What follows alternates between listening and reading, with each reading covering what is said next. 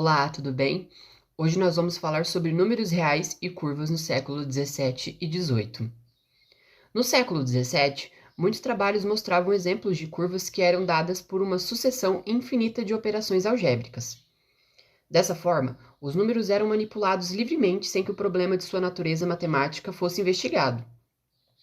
E para Pascal e Barrow, os números racionais deviam ser entendidos como símbolos, não possuindo existência independente de grandezas geométricas contínuas. Um exemplo disso era o número raiz de 3, que era entendido como uma grandeza geométrica. Assim, com Leibniz e Newton, o cálculo infinitesimal passou a usar sistematicamente séries infinitas. A noção implícita de que um ponto qualquer da reta está associado a um número ficava implícita. O cálculo de áreas estava distante da visão euclidiana. Assim, o método utilizado era baseado primordialmente na manipulação de séries infinitas, como era feito por Pascal e Fermat. E o que fez se proliferar o uso dessas séries foram as soluções dos problemas envolvendo quadratura.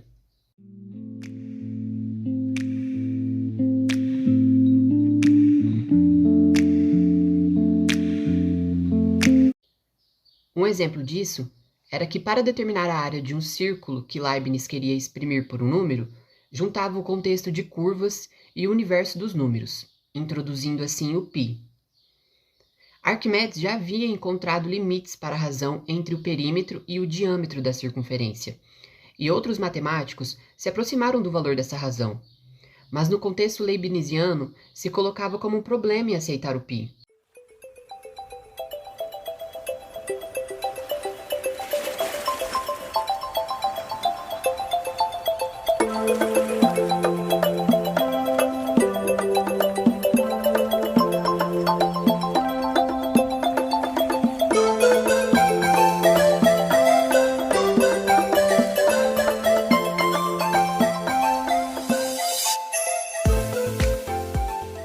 Esse movimento levou à afirmação de que a soma da série 1 menos 1/3 mais 1/5 menos 1/7 e assim sucessivamente, que designa a área delimitada por um círculo de diâmetro 1, é um número, sendo que a soma total dessa área podia ser compreendida como π/4. A questão não era mais apenas lidar com números irracionais como raízes de equações. Haviam outros números que não podiam ser associados com raízes de equações. Euler procurou identificar as diferenças entre os números algébricos, que podem ser obtidos como raiz de equações, e os números transcendentes, que não podiam ser obtidos como raiz de equações. Assim, temos os irracionais algébricos, que são raízes de uma equação com coeficientes inteiros, e os transcendentes, como o número π e o número de Euler. Um pouco antes do século XVII, no século XVI, Stiefel já comentava sobre a hipótese da quadratura ser impossível. E para demonstrar isso, bastava mostrar que o perímetro não está para o diâmetro, assim como um número inteiro não está para o outro. Dessa forma, em meados do século XVIII, essa possibilidade já não surpreendia mais os matemáticos, por conta da variedade de séries infinitas que se relacionavam com a quadratura do círculo. Se a soma for racional, então os números serão inteiros. Se não, pode ser um número transcendente. Depois disso, os matemáticos perceberam que ao invés de encontrar o valor verdadeiro de π, seria mais fácil provar que não existe um valor verdadeiro ou que ele não existe. A associação de curvas a equações, desde Descartes, assumia implicitamente a equivalência entre a reta e o conjunto dos reais, com base nas evidências geométricas, sem preocupação com o problema dos irracionais. Porém, a partir do século XVII, sobretudo no século XVIII, essa equivalência deixou de ser natural. E devido à prevalência da ideia de quantidade geométrica, a completude do domínio dos reais era assumida implicitamente como dada, derivada da completude da reta. E com isso, nós chegamos no estudo de números de raízes de uma equação. Para isso, observava-se inicialmente que toda equação algébrica de grau ímpar admite ao menos uma raiz, e não era possível provar algebricamente essa afirmação. Em seguida, dada uma equação qualquer, procurava-se reduzi-la a uma equação de grau ímpar.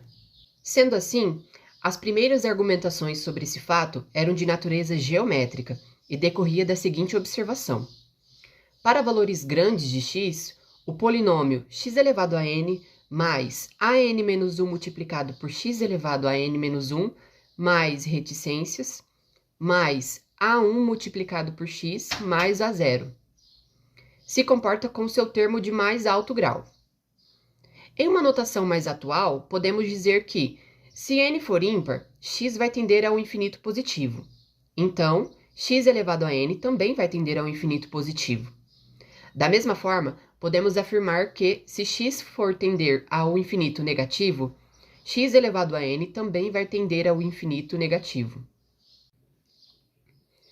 Dizia-se, portanto, a partir da evidência geométrica, que pelo princípio da continuidade, a curva que representa esse polinômio deve interceptar o eixo x ao menos uma vez, pois a curva tem uma parte que x tende ao infinito positivo e uma parte que x tende ao infinito negativo. Note ainda que essa conclusão se baseia em uma proposição de reta que ainda não estava bem estabelecida. A associação de figuras geométricas a equações implica necessariamente a consideração de que a reta contém todos os reais. Um exemplo disso é a equação y igual a 2 menos x ao quadrado. Agora, no século XVIII, a admissão da completude da reta era implícita nos problemas tratados. Não se colocava a questão de investigar o estatuto dos números reais. Assim, as quantidades eram divididas em contínuas, que são números reais entendidos geometricamente por meio de segmentos de reta, e também em discretas, que podem ser concretas ou abstratas, vistas como números puros, que por sua vez eram números naturais ou racionais positivos. E por último, mas não menos importante, a designação de número real começou a ser empregada por volta de 1700 para distinguir essas quantidades das imaginárias, que ainda não eram consideradas reais. Por aqui, a gente fecha esse contexto dos números reais e as curvas do século XVII e XVIII. Obrigado por assistir até aqui e até a próxima!